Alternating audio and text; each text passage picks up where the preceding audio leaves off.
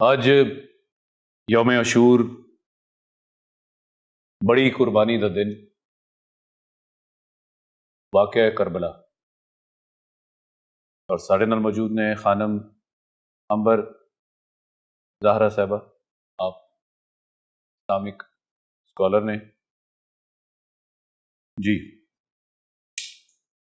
اعوذ باللہ من الشیطان اللعین الرجیم، بسم اللہ الرحمن الرحیم، الحمد للہ الملک الحق المبین، الصلاۃ والسلام والتحیات والاکرام علی اشرف الانبیاء والمرسلین واہل بیتہ الطیبین الطاہرین المعصومین المظلومین، اما بعد۔ تمام حمد اس پروردگار کے لیے کہ جو رب ذوالجلال ہے اور جس نے ہم سب کو خلق کیا اور محمد و آل محمد کو مبعوث کیا ہماری ہدایت کے لیے۔ اما بعد، آج کا یہ دن عظیم قربانی کا دن ہے۔ روز عاشور وہ دن ہے کہ جو بقائے اسلام کا دن ہے۔ اس دن امام حسین علی مقام نے اپنے خانوادے کے ساتھ وہ قربانیاں پیش کیں کہ جسے دیکھ کے دنیا دنگ رہ گئی، اور صبح قیامت تک یہ قربانیاں اپنی مثال آپ رہیں گی۔ ان قربانیوں پہ اگر ہم نگاہ ڈالیں، اس روز جو واقعات پیش آئے، اگر ہم ان کی طرف نگاہ دوڑائیں تو ہمیں یہ نظر آتا ہے کہ یہ کوئی ایسا واقعہ نہیں ہے کہ جو اچانک رونما ہو گیا، کوئی اچانک رونما ہو جانے والا حادثہ نہیں ہے، بلکہ خانوادے اہل بیت کا نظم و ضبط یہ بتا رہا ہے، قربانیوں کا پیش کرنا یہ بتا رہا ہے، ان کا صبر و حوصلہ یہ بتا رہا ہے کہ یہ وہ واقعہ ہے، یہ وہ عظیم ثانیہ ہے کہ جس کے لیے بہت پہلے سے تیاری کی جا چکی ہے، اس لیے کہ بہت پہلے سے خاندان اہل بیت میں یہ باتیں موجود تھیں، احادیث رسول موجود تھیں۔ امیر المومنین علی بن ابی طالب علیہ السلام اور حضرت فاطمۃ الزہرا اپنے بچوں کو اس عظیم واقعے کے لیے تیار کر رہے تھے، اور یہی وجہ ہے کہ 3 دن کی بھوک پیاس کے باوجود ہمیں کہیں بھی ایسا دکھائی نہیں دیتا کہ کسی کے حوصلے پست ہوئے ہوں۔ خاندان اہل بیت سے جو افراد تعلق رکھتے ہیں ان کے حوصلے تو بلند ہونا ہی تھے، اس لیے کہ وہ ایسے خاندان سے تعلق رکھتے ہیں کہ جہاں خداوند عالم نے رسالت کو نازل کیا، اپنے رسول کو مبعوث فرمایا، مگر وہ اصحاب کہ جن کا تعلق خاندان رسالت سے براہ راست نہیں ہے،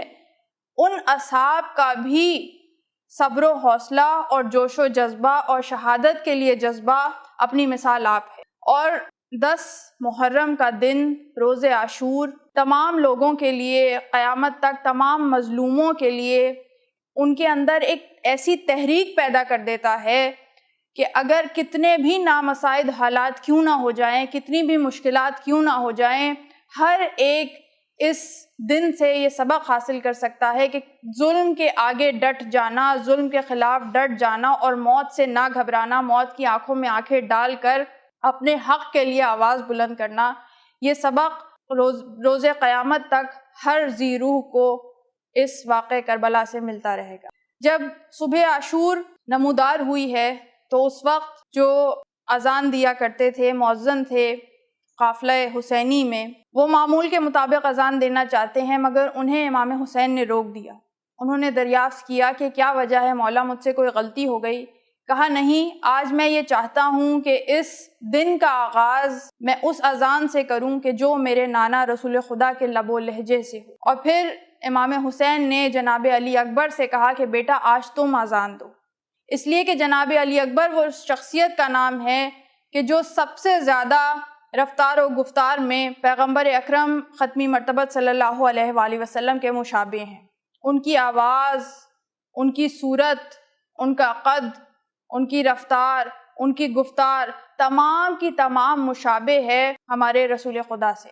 یہی وجہ ہے کہ امام حسین کہا کرتے تھے کہ جب میرا یہ دل چاہتا تھا کہ میں اپنے نانا کی زیارت کروں تو میں علی اکبر کو دیکھ لیا کرتا تھا۔ تو اب علی اکبر نے اذان دی صبح عاشور،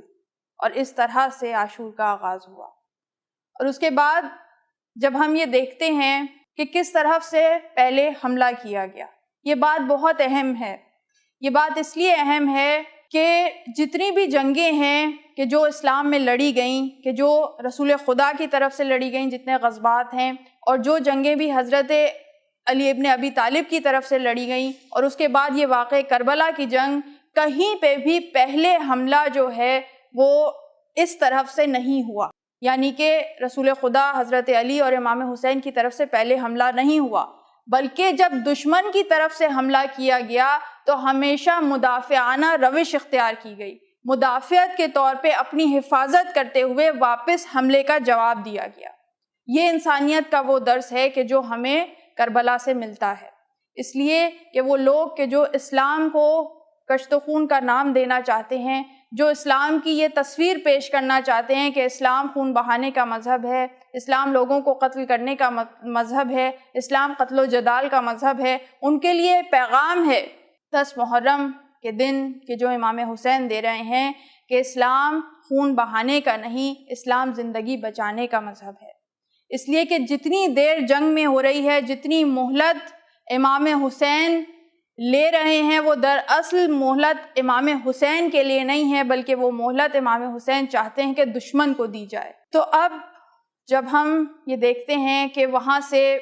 حملہ ہوا، تیروں کی بارش کی گئی خیام حسینی کی طرف، یہاں قلیل تعداد ہے، مگر وہ مرد مجاہد ہیں کہ جو عزم رکھتے ہیں، حوصلہ رکھتے ہیں اور اپنے سینے میں شجاعت رکھتے ہیں۔ قلیل تعداد ہونے کے باوجود اتنے بہادر ہیں، اتنے شجاع ہیں کہ جب تیروں کا حملہ کیا گیا تو جو پہلا حلقہ امام حسین نے مقرر کیا تھا کہ جو تیر اندازوں کا تھا اور اس تیروں کے حملے کے جواب دینے کے لیے تھا، انہوں نے جافشانی سے تیروں کی بارش کی، اور وہ دوسرا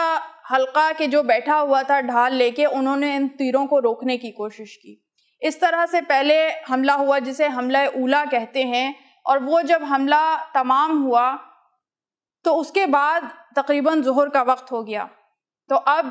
میرے مولا چاہتے ہیں کہ نماز کو ادا کیا جائے۔ کچھ لوگوں نے یہ بھی کہا کہ ہم تاریخ میں دیکھتے ہیں کہ جب جنگ صفین میں حضرت علی ابن ابی طالب بھی ایسے ہی موقع پہ ہیں کہ جنگ کے میدان میں ہیں اور ظہر کی نماز کا وقت ہو گیا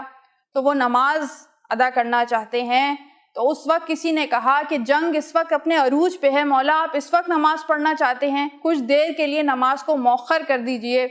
تو میرے امام نے جواب دیا، علی ابن ابی طالب فرماتے ہیں کہ اسی نماز کے لیے تو ہم جنگ کر رہے ہیں، تو ہم نماز کو کیسے مؤخر کر سکتے ہیں؟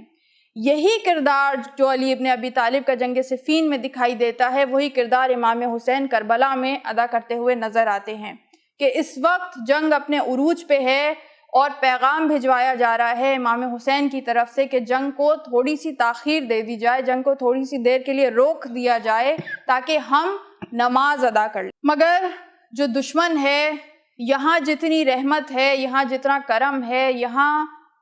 جتنی صداقت و صبر ہے، وہاں اتنا ہی زیادہ ظلم اور زیادتی ہے، اور وہاں دشمن اتنا ہی زیادہ شقی ہے۔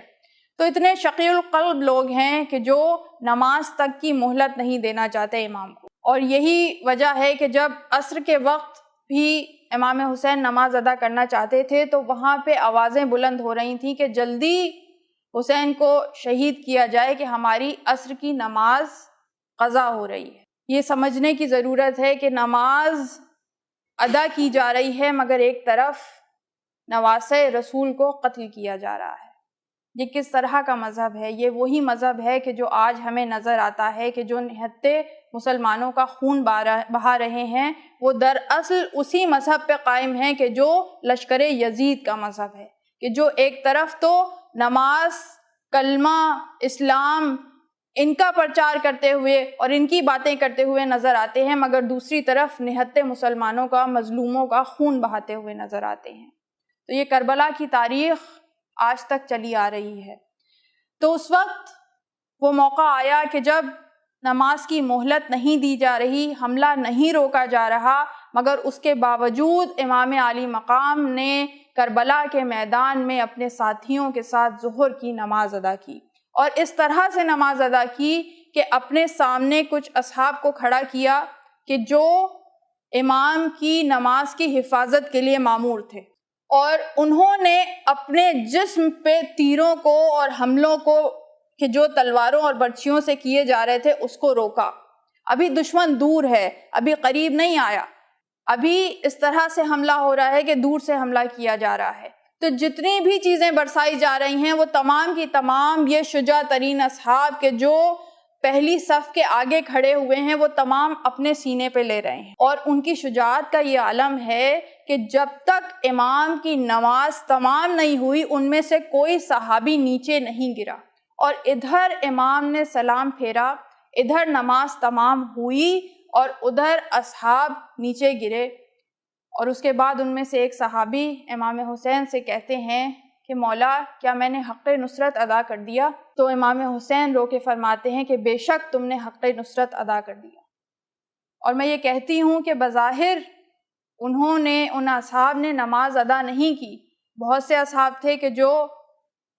امام کی نیابت میں نماز ادا کر رہے تھے، مگر وہ کہ جو حفاظت پہ مامور تھے انہوں نے بظاہر نماز ادا نہیں کی، مگر جس طرح سے انہوں نے امام کی نماز کی حفاظت کی ہے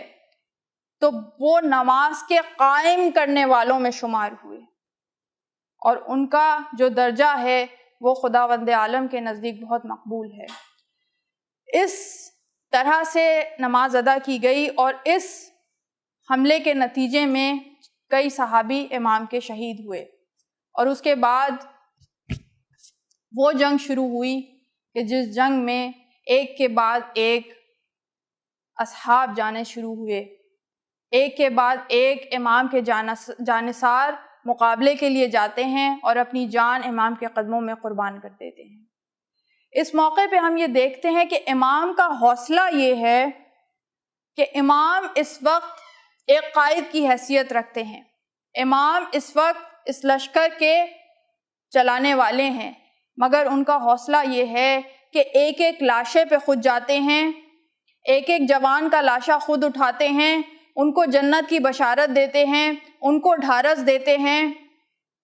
اور آخری وقت تک امام کے صبر کا یہ عالم ہے، امام کے حوصلے کا یہ عالم ہے کہ ہم یہ دیکھتے ہیں کہ سب کے حوصلے تھک گئے، سب کا صبر جواب دے گیا، مگر حسین کا صبر نہیں تھکا، حسین کا حوصلہ نہیں تھکا. اور جس طرح سے وقت گزرتا رہا امام کے صبر میں، امام کے حوصلے میں اور زیادہ اضافہ ہوتا چلا گیا. یہی وجہ ہے کہ عصر عاشور جس وقت امام نے اپنی جان کا نذرانہ پیش کیا اور آخری ہیں کہ جو روز عاشور چاہتے ہیں کہ اپنی جان کا نذرانہ پیش کریں، اور اس وقت انہوں نے حملہ کیا تو اس حملے کو تاریخ نے اس طرح سے رقم کیا کہ امام یہ کہتے ہوئے حملہ کرتے ہیں کہ اب 3 دن کے بھوکے پیاسے کی جنگ دیکھو، اب اس کی جنگ دیکھو کہ جس کا کڑیل جوان بیٹا مارا گیا، اب اس کی جنگ دیکھو کہ جس کا جوان بھائی مارا گیا. اور اتنی شجاعت سے امام نے حملہ کیا کہ فوجوں میں ایک تلاطم بپا ہو گیا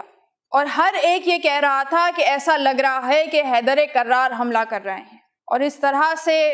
امام حسین نے بہت سے دشمنوں کو جہنم واصل کیا اور اس طرح سے جنگ ہوتی رہی، یہاں تک کہ حالف غیبی سے آواز آئی کہ حسین اب پلٹ آ اپنے رب کی طرف، اے نفس مطمئنہ ہم تم سے راضی ہو گئے، اب پلٹ آ اپنے رب کی طرف. جس وقت یہ آواز آئی میرے مولا نے تلوار نیام میں رکھ لی، اور مولا کا تلوار کا نیام میں رکھنا تھا کہ چاروں طرف سے دوبارہ سے حملہ ہوا، بھاگی ہوئی فوجیں واپس پلٹیں، کہیں سے تیر آئے، کہیں سے نیزے آئے، کہیں سے تلواریں آئیں، کہیں سے پتھر برسائے گئے. اور اس طرح سے میرا مولا زین پہ ہے کہ جھول رہا ہے، ہر طرف تیر ہیں، ہر طرف زخم ہے، جسم کا کوئی حصہ ایسا نہیں ہے کہ جہاں پہ زخم نہ ہو، تیر موجود نہ ہو. اس وقت ایک تیر ایسا چلا کہ وہ پیشانی پہ جو خالی جگہ تھی وہاں لگا، اور اس تیر کا لگنا تھا کہ امام حسین پشتے زین سے زمین پر آئے، مگر زمین پہ اس طرح سے آئے کہ 12ویں امام کا جملہ ہے کہ سلام ہو اس حسین پہ کہ جس کا جسم نہ زین پہ تھا نہ زمین پہ تھا بلکہ تیروں پر معلق.